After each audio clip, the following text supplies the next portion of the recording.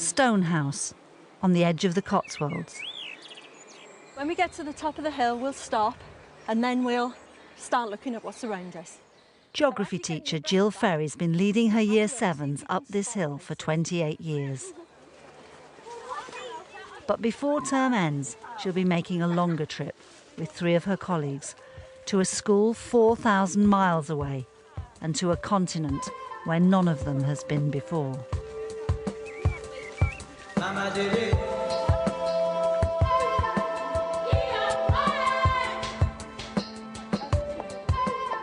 Maidenhill is a 700-pupil secondary school in Gloucestershire.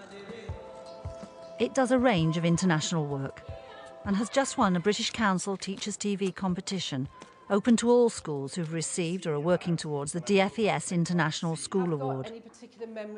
The prize, an overseas visit for 4 teachers. Louise Good's going, along with her close friend, Jill Boucher. Greatly appreciated. Starting with chocolate bar wrappers and empty chocolate boxes. If anyone's got any, can we have them, please? Because they would be DT really teacher Kim Kenny's also going, and Jill Ferry, who spotted the competition. Would anyone like to describe to me where Stonehouse is in relation to the surrounding countryside? In the Cotswolds. I really feel the need for our children to be made aware of different cultures and different countries and what the world is like beyond Maidenhill. Distance. John, which direction? Oh, yes. Well done. The teachers are going to Western Kenya, where they hope to cement a link they've made with a rural secondary school. The cows up ahead. I don't like cows, they're freaky.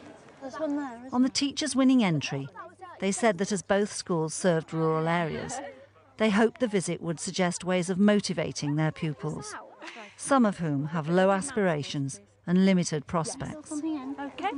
So you had anything else that you can actually see? Louise Good was asked to write the bid. I said, oh, that's interesting, and I took it home and I literally sat up until about midnight writing this up, just making it up as I went along. It just didn't matter, we weren't going to win it. And then we got a phone call a few weeks later, and then it was real. And because it was like a really big thing, oh, everybody else was interested then. How did you get your name? How did you get to go on this Kenya trip? I said, I blooming wrote it, that's how I got to go on it. I just wanted my buddies, really. So then it was a political potato, and I thought, well, that just shows I've only been teaching a year and a half, doesn't it? God, right, you lot, shush. Kim Kenny switched careers 4 years ago. Right, shh. For the first 3 years, I just wanted to jack it in and stack shelves in Sainsbury's. Double-sided tape.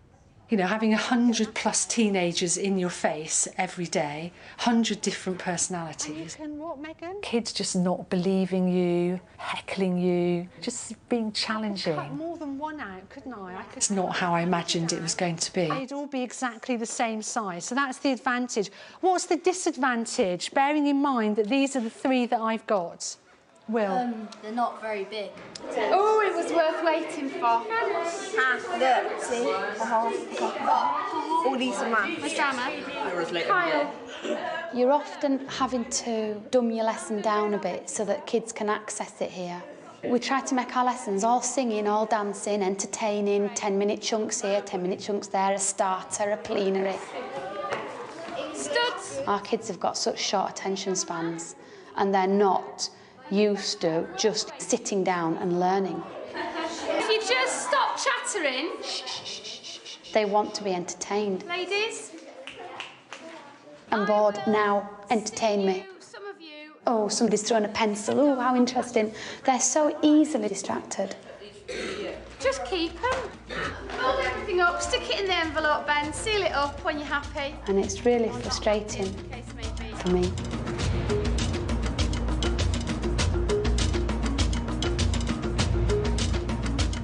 Moro High School's in southwest Kenya, near Lake Victoria. All 4 visitors have agreed to do some teaching, and they're nervous. For the less experienced, it could test their capabilities and their preconceptions. I'm really nervous, actually, because I think their level of teaching will be way above ours. I'm thinking, will I be good enough? Will I be able to produce a lesson that is up to the standard that they are used to learning. I just think they will be so much more academic than us.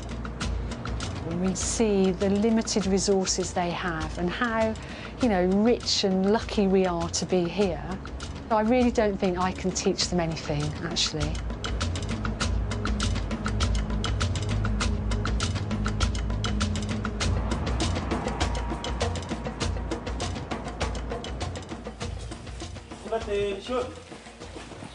Morrow has 140 pupils, aged from 14 upwards. And like all Kenyan state secondaries, it charges parents. But as nearly half the students are orphaned, primarily through AIDS, the school faces a constant struggle to stay afloat.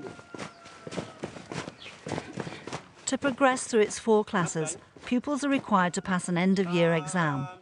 If they fail, they have to repeat the year or drop out.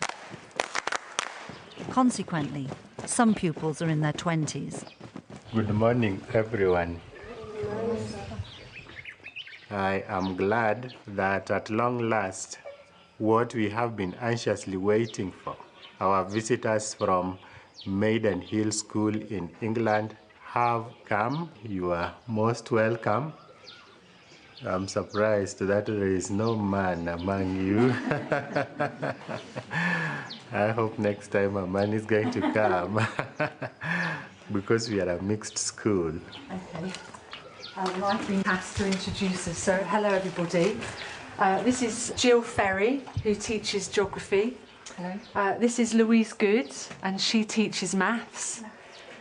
And this is Jill Boucher, who teaches English. And my name is Kim Kenny, and I teach design and technology. And that's us. Please let us cooperate so that we make the best and the maximum benefit from the visit by these 4 great ladies. You may go to your classes.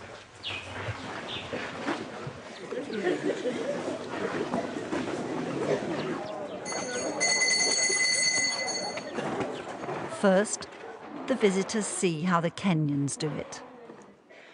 Morrow's head, Tom Koeli, teaches history. He's been teaching for 19 years. Okay. We're going to look at sources of information. Sources of information on the history of the East African coast. Where do we get information from? Now, one of the sources, we will call them Greco-Roman documentaries. Now, what are Greco-Roman documentaries? These are documents. These are documents which were written by early Greek and Roman traders. Early Greek and Roman traders. Another example. Louise is watching Form 1 algebra. B plus They're very C chalk over and 4. talk. It's very, you will sit down and listen. But they're learning it. The simple past tense is used. All Kenyan schooling's in English, the country's 3rd language. So Karen Ondego's lessons focus on grammar. So most verbs form their simple past tense by adding ed. By adding ed to the words. So if you have any verb in English that ends with a consonant, anytime you want to write its simple past tense, you'll find that it is going to end with ed. Tom's a local boy who went on to study at Kenya's most prestigious university, Nairobi. You walked straight into your classroom. Everybody was there waiting for you. Yeah, they have to Everybody wait. had their books out, and you just started the lesson. Yes. You didn't have to tell them to stop talking. You didn't have to give them any instructions to do with being ready for the lesson. They do quite a lot of writing. Do they do that all day? They must... Or is that just in certain lessons? Because they were doing a lot of writing. They do a lot of writing. The Yeah. Kenyan system, there's a lot of Yeah. writing. In fact, there's a lot of work. Yeah. A lot of work. What now they are doing in 4 years is what we used to do in 6 years. Oh, okay. Yeah, we went, there was a reorganization of the Kenyan education system. So the secondary cycle was reduced from 6 to 4 years. Right. So they have a lot of work. Yeah. Here, the young people themselves can see the purpose in education. Our children, a lot We of them need can no people. longer see the purpose in education. I've got to say, I was quite teary this morning when we came because seeing your students stood so respectfully and dignified and so studiously made me feel so ashamed. It upset me. When I see these people striving and working so hard compared to the students I see, it actually makes me really angry at my students. No, respectful, I think there we beat you. I think Africa still beats Europe in... I think it does, hands down. With regard to discipline of students and the respect. 6 o'clock, the end of a long day.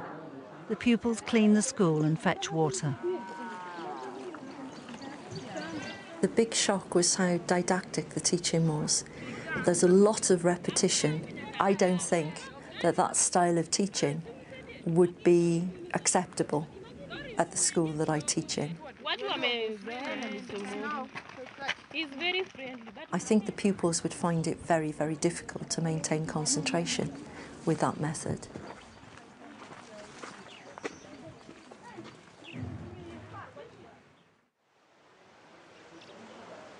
The day of reckoning. How will the Kenyans react to the English style of teaching? And how will the English react to Kenyan students?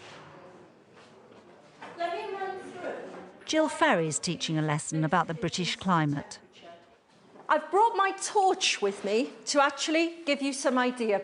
Now, you've got to imagine that my torch is the sun.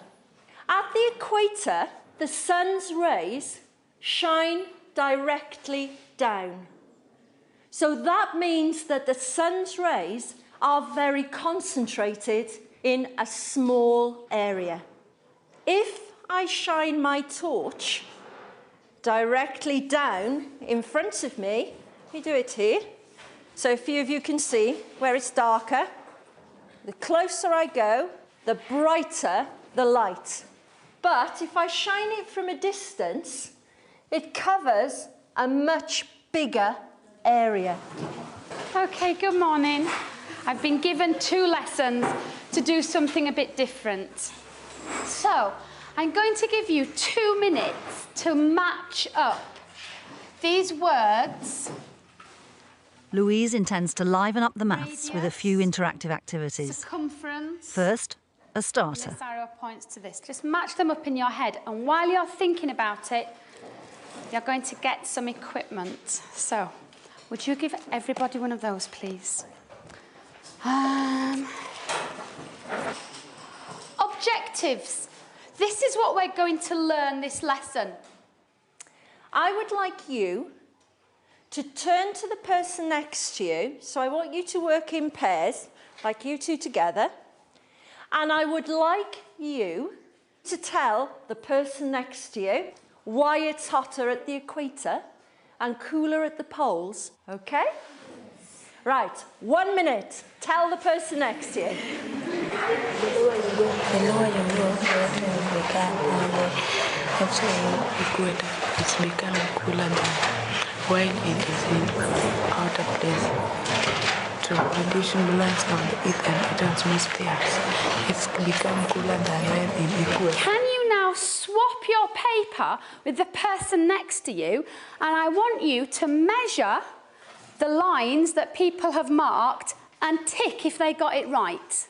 So you've got 1 minute, okay? So swap your sheets of paper and measure each other's radius and diameters and see if people have drawn the right the right things.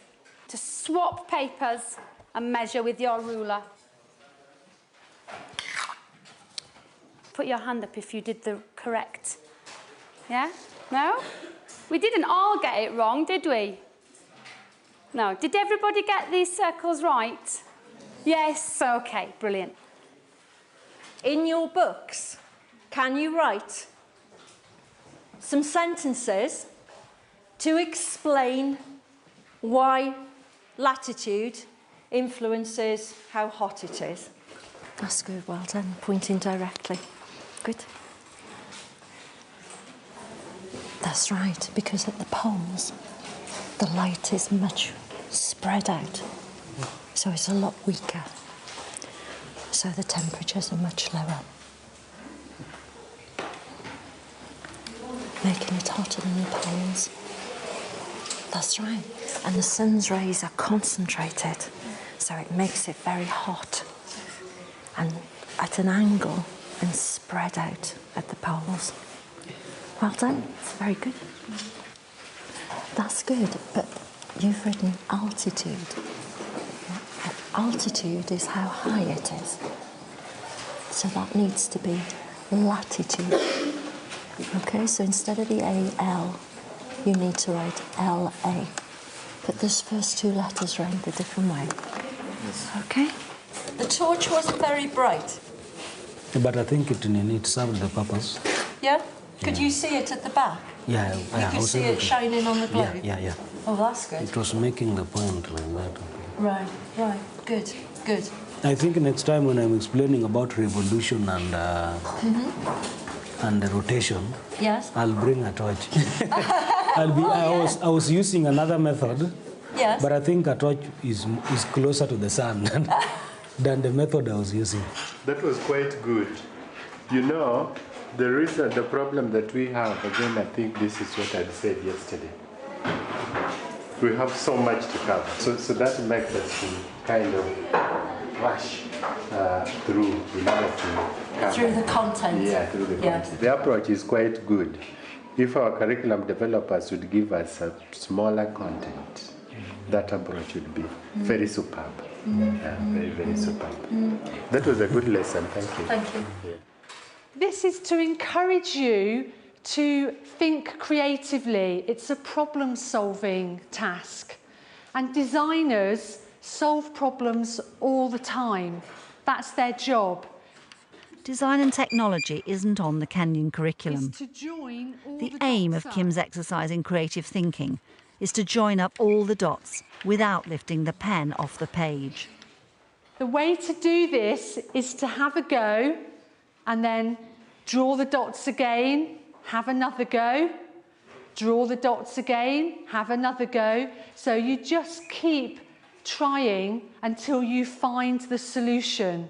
Okay, so remember the pencil has to stay on the page. You're not allowed to lift it off. So dispense with the ruler.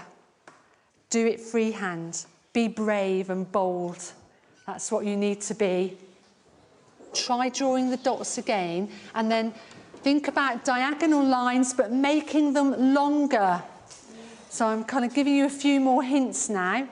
Diagonal line, longer, it needs to go outside the box. Okay?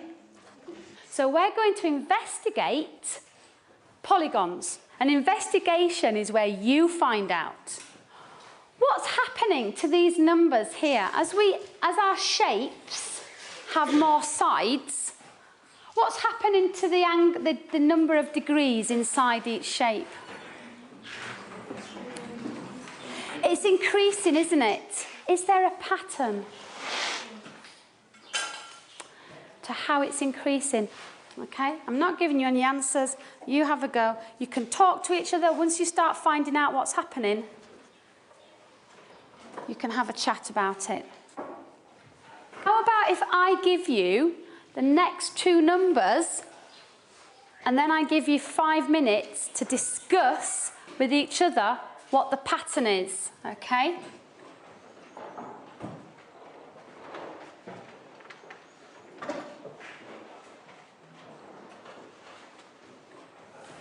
put something on the board to help you.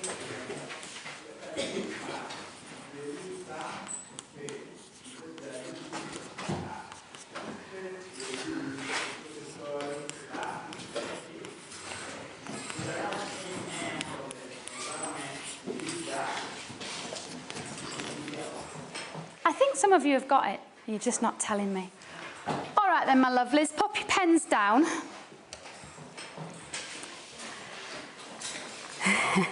I think an investigation is very new to the way you work. Now, when I teach in England, I can't make investigations work because nobody pays any attention to me.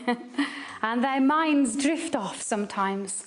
And with you, I think we need a few more investigation skills. Why did you find it hard? Do you think you could explain? No. Okay. Does anybody know what analysis is? I think you do. I think you're being really shy because it's me. Who can tell me what analysis is? Have you got your hand up at the back? No. I think the open-endedness of the task was hard. Sometimes they can check each other's work, yes, yeah. I think that's also lovely. That stupendously flopped, didn't it? Yeah. I said swap papers and mark each other's, and everybody just sat there. Nobody swapped papers. With regard to the teaching styles, many times in our teacher training colleges, you are asked that you should make your lessons as learner-friendly, as interactive as possible. But many times we do not do this because our curriculum is overloaded. It is so packed so much so that the teacher is left with very little option but to turn to the lecture method, where the teacher, more often than not, would go with the fast learners and the slow learners are left behind. It's the same with our curriculum. We're encouraged to do investigations, but realistically, it takes so long, it's open-ended, they're supposed to find the point. You could just tell them the point in 5 minutes, but I suppose the point of an investigation is not what you learn, it's developing the thinking skills along the way, but you've got to have time. You need time to develop those thinking skills. And again, without the investigatory approach, we are going to end up with robots who know the facts but cannot put it down to paper.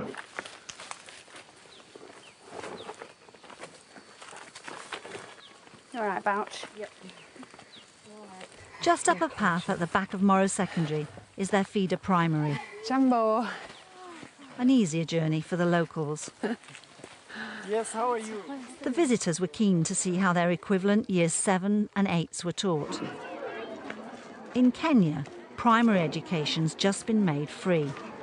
But as a result, there's a grave shortage of teachers. We use long division method, isn't it? Yeah. Whereby we place 300 inside and outside we place what? 2. We place 2. Is that what we do? Yeah. Now we do the cancellation, isn't it? Yeah. What do we cancel? Yes, Majid? 2 times. Now what do we do now? Oh, we bring 3 down, isn't it? Yeah. Saline is saying that we bring 3 down. No. Huh? Oh, no. Yes, what do we bring down? 0, not 3, isn't it? Yeah. Yes. And what do we do next? And boys are very quiet. What is wrong? Teacher. Yeah, girls are very active. My boys are dead. That was such a nice class. Yeah. You were such a lovely teacher. It was great. Okay, thank you. After lunch on the final afternoon, Morrow's pupils watch a film produced by Maidenhill students, showing what life is like for them. Does your dad work? Yeah, he's an accountant. Do you read any books, magazines? He's well polished. Not really, no. Not really. Do you have your own room? Yeah. Do you have like your own mobile phone? Yeah. Your own computer? Yeah. Do you have the internet? Yeah. Broadband? Yeah. Are you religious at all? No. What do you want to be when you're older? Actress. Actress? What about Same you? as her, actress. Why do you want to be an actress? Just because you love drama? Yeah, I just think it's really fun. You get to express yourself when you're doing acting. What do you think of our pupils, having seen them there?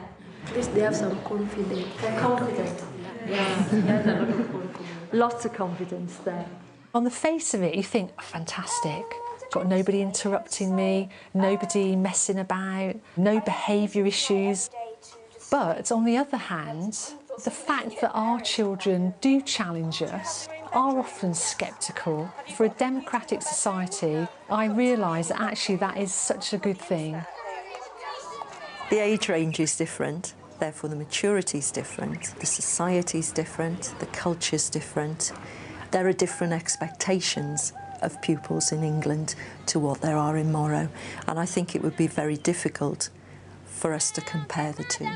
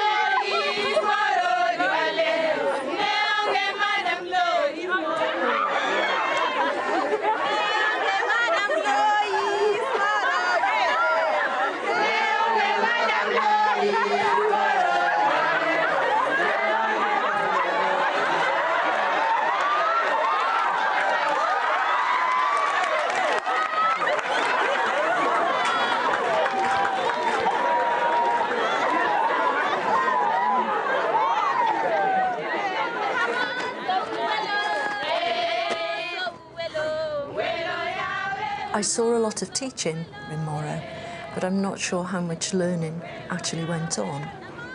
In terms of actually understanding, I'm not sure that they could apply that information somewhere else.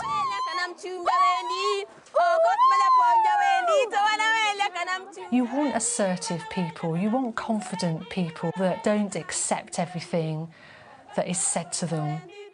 It's made me realise that we shouldn't knock it, we should actually be saying, yeah, that is good, and actually I've got to find a way of encouraging that, but in a helpful way that enables our children to learn what I'm trying to teach.